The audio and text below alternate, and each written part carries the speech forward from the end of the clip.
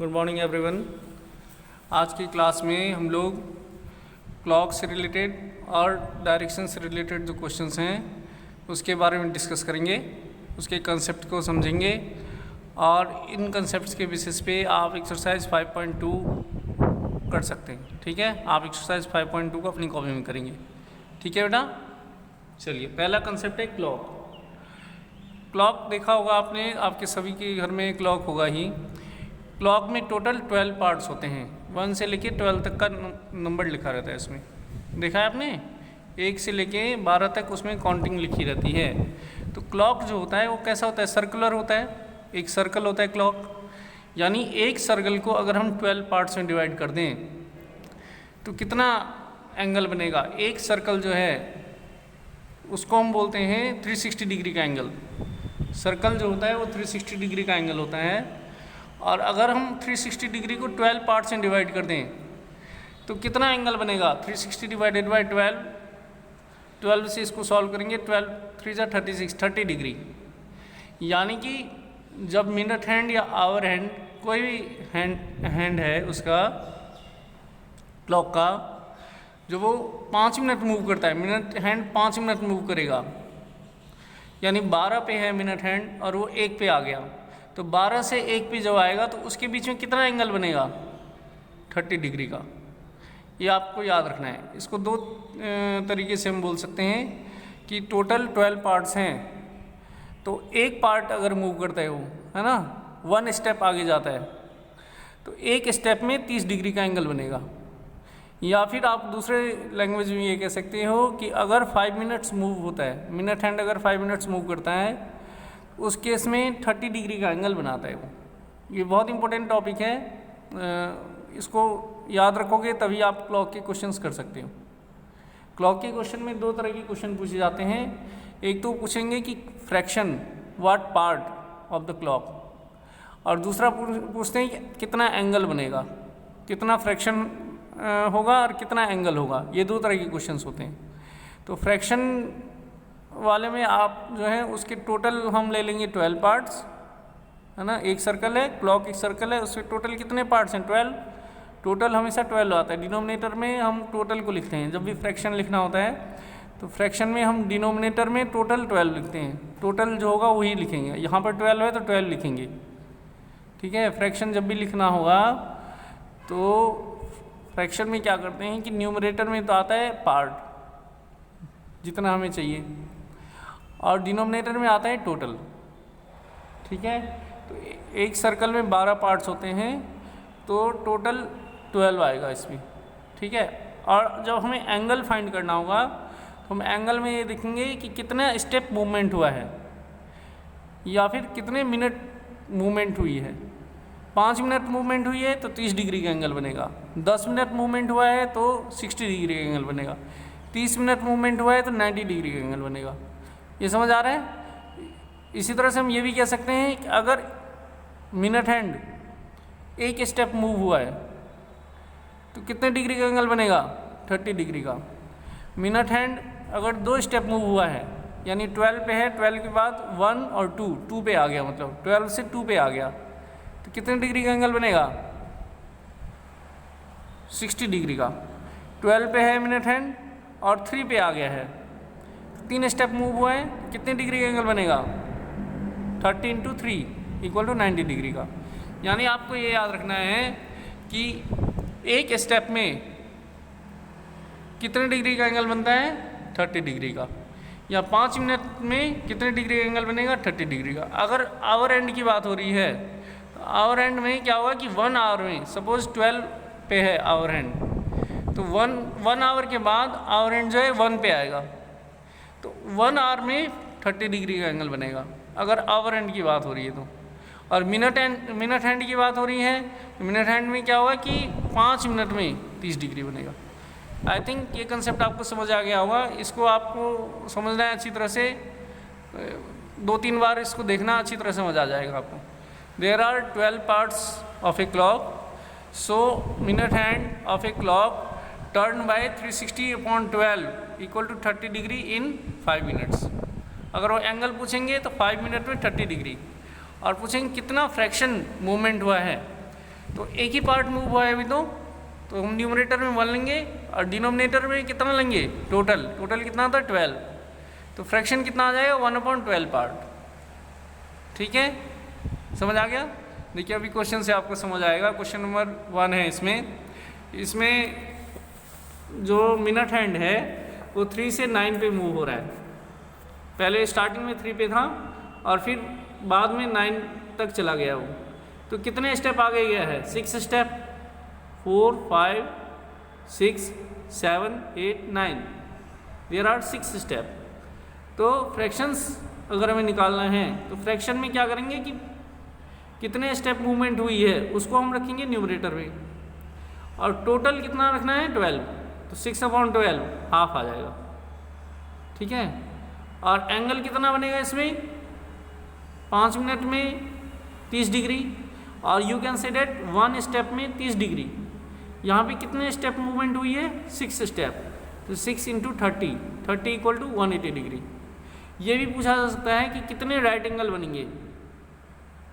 ठीक है, अगर मूवमेंट 3 से 9 तक हुई है तो इसमें कितने राइट एंगल बनते हैं, 2-3 क्वेश्चन बन जाते हैं इसी में।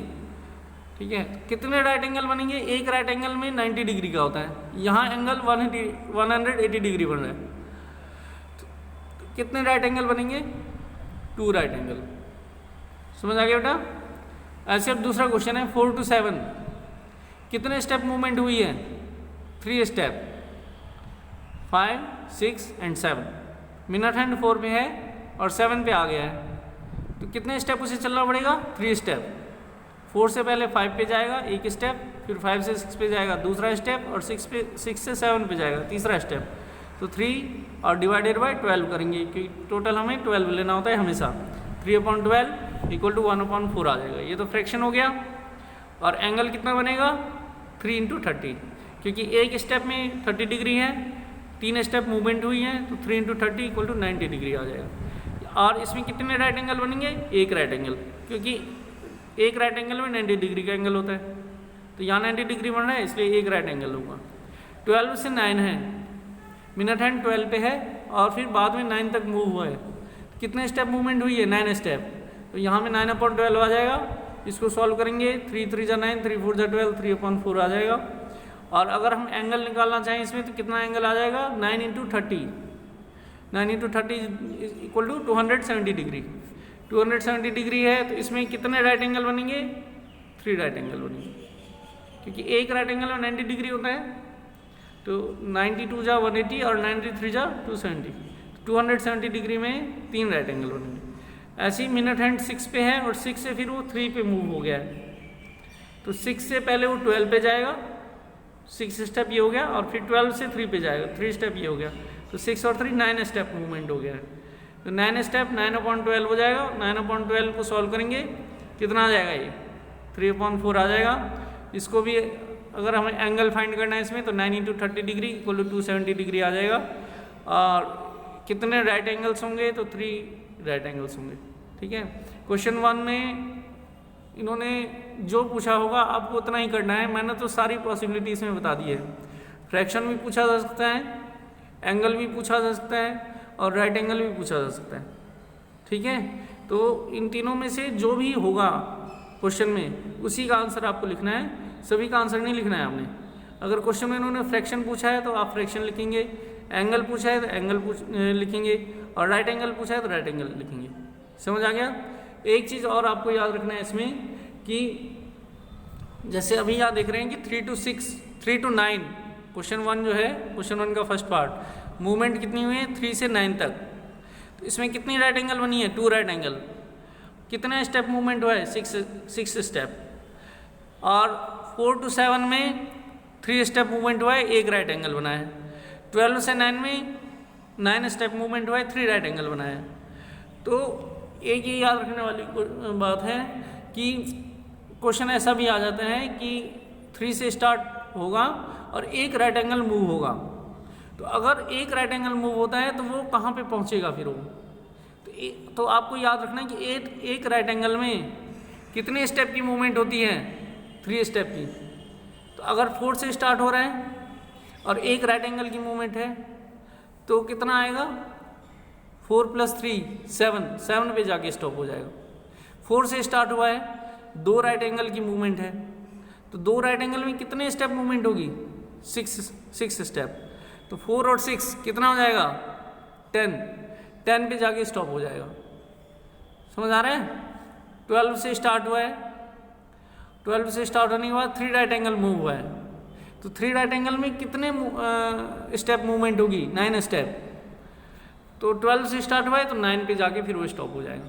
इस तरह के भी क्वेश्चन पूछते हैं कि यहाँ से स्टार्ट हुआ है और इतने राइट एंगल का मूवमेंट हुआ है, तो ये कहाँ पे जाके स्टॉप होगा। ठीक है, जैसे ये क्वेश्चन नंबर 7 है, देख रहे हो आप। इसमें बोला है कि इफ़ स्टार्ट फ्रॉम 6 से स्टार्ट हो and turns through 1 right angle, R A लिखा है, आर ए मतलब हो गया राइट एंगल। ठीक है, ये मैंने शॉर्टकट में लिखा है, आप यूज़ मत करना, आप पूरा ही लिखना। Turns through 1 right angle. अब 6 से स्टार्ट हुआ है और एक राइट एंगल की मूवमेंट हुई है, एक राइट एंगल में कितना स्टेप आगे जाता है? Minute hand 3 step. तो 6 से स्टार्ट हुआ है और 3 स्टेप आगे कर दो, 6 + 3 कहाँ पे जाके रुकेगा? ये 9 पे।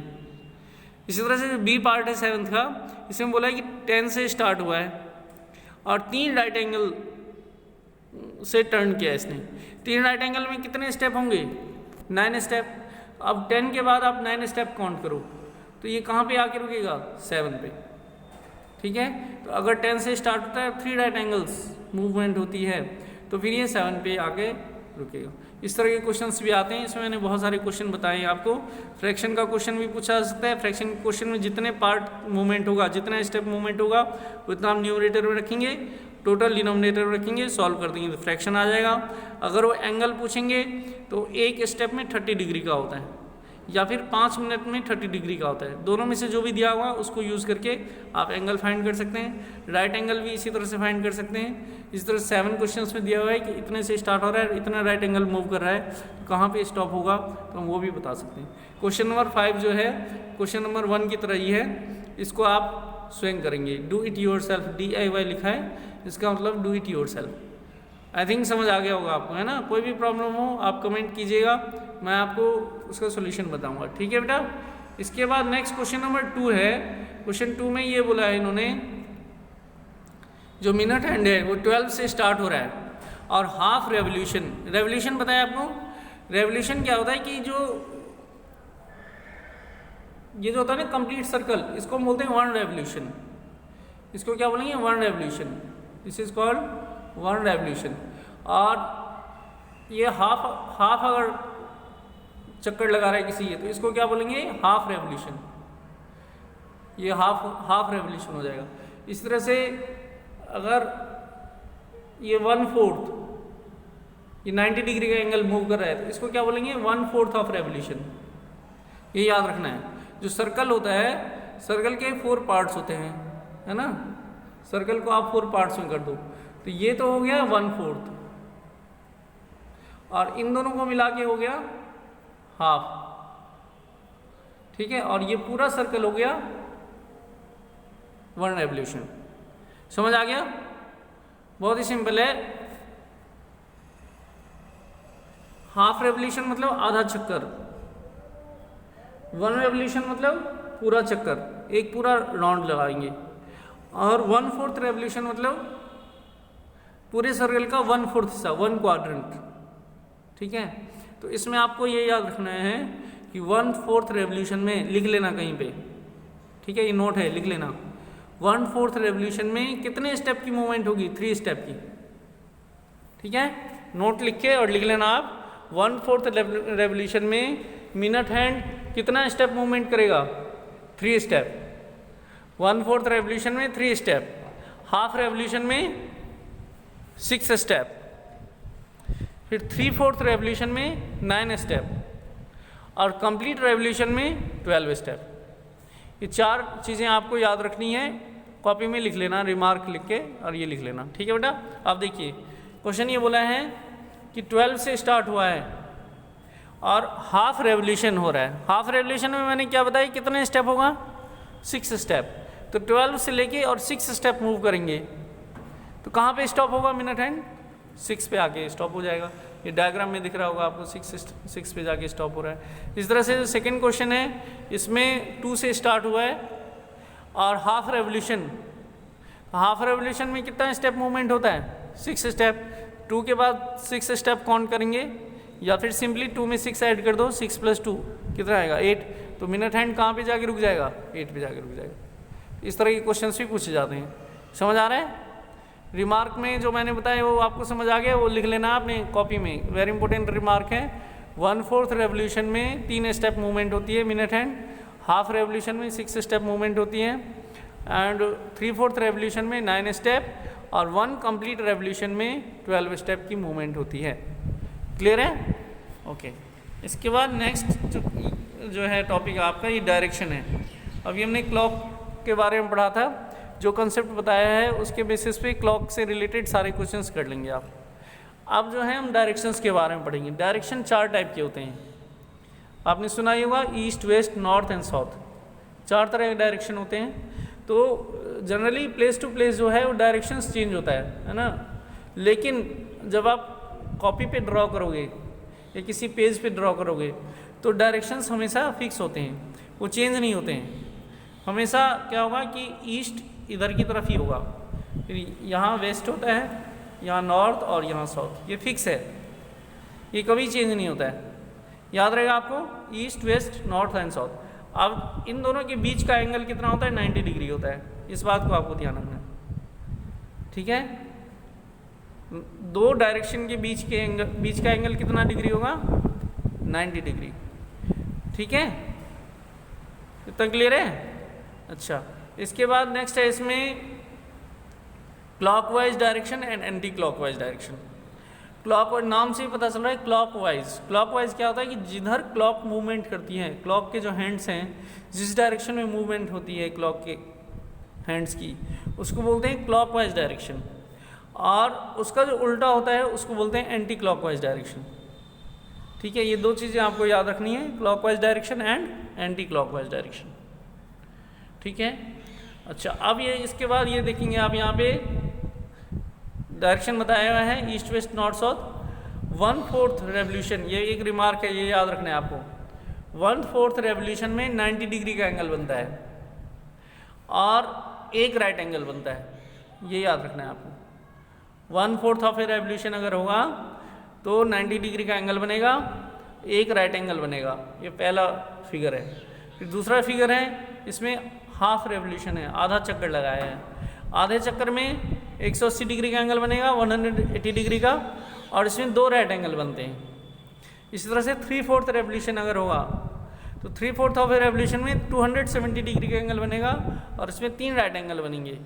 और अगर 1 कंप्लीट रेवोल्यूशन अगर है तो वो एक कंप्लीट रेवोल्यूशन में 4 राइट एंगल्स बनते हैं और 360 डिग्री का एंगल बनता है, ठीक है बेटा। ये 4 पॉइंट हैं, इस 4 पॉइंट को आप याद रखोगे तो इसी से डायरेक्शंस के सारे क्वेश्चंस हो जाएंगे।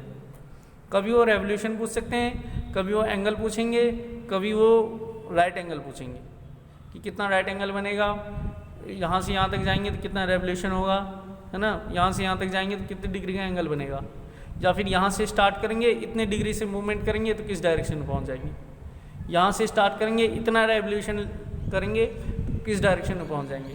तो इस तरह के क्वेश्चन आते हैं। ये 4 जो कंसेप्ट बताए हैं इसको आपको अच्छी तरह से याद रखना है कि अगर 1/4 रेवोल्यूशन है तो 90 डिग्री का एंगल बनेगा और एक राइट एंगल बनता है, ये दिख रहा है आपको, इनके बीच में एक राइट एंगल है यहाँ से यहाँ तक, ठीक है। इस तरह से अगर हाफ रेवोल्यूशन है तो 180 डिग्री का बनता है एंगल, 2 राइट एंगल बनते हैं। 3/4 रेवोल्यूशन है अगर, ये 3/4 है तो 3/4 में 270 डिग्री का एंगल बनेगा, 3 राइट एंगल बनेगा और एक कंप्लीट रेवोल्यूशन होता है ऐसे ही, ठीक है। समझ आ रहा है? इसका ये चारों हैं, ये क्या है दिख रहा है आपको, ये कैसे हैं, ये एंटी क्लॉकवाइज। एंटी क्लॉकवाइज क्यों है? क्योंकि ये इस डायरेक्शन में मूव हो रहा है, ऐसे इस तरह से मूवमेंट हो रहा है, ठीक है। ऐसे घड़ी के सुई की उल्टी दिशा में चल रही है, ये एंटी क्लॉकवाइज है। तो ये भी ध्यान रखना है कि क्लॉकवाइज बोला है क्वेश्चन में कि एंटी क्लॉकवाइज बोला है, ठीक है। अगर वो जैसे मान लीजिए हमारे पास ये क्वेश्चन है कि नॉर्थ से स्टार्ट किया हमने और ये हमारा ईस्ट हो गया, वेस्ट, नॉर्थ एंड साउथ। और नॉर्थ से स्टार्ट करेंगे और बोलेंगे क्लॉकवाइज मूव करना है 1/4 ऑफ रेवोल्यूशन। तो 1/4 रेवोल्यूशन क्लॉकवाइज जब मूव करेंगे तो 1/4 रेवोल्यूशन में हम कहाँ पे आ जाएंगे, ईस्ट में।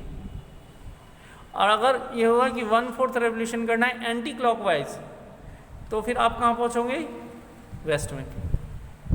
तो डायरेक्शन का बहुत इम्पोर्टेंस है, इस चीज़ को आपको याद रखना है कि क्लॉकवाइज बोला है क्वेश्चन में, एंटी क्लॉकवाइज बोला है।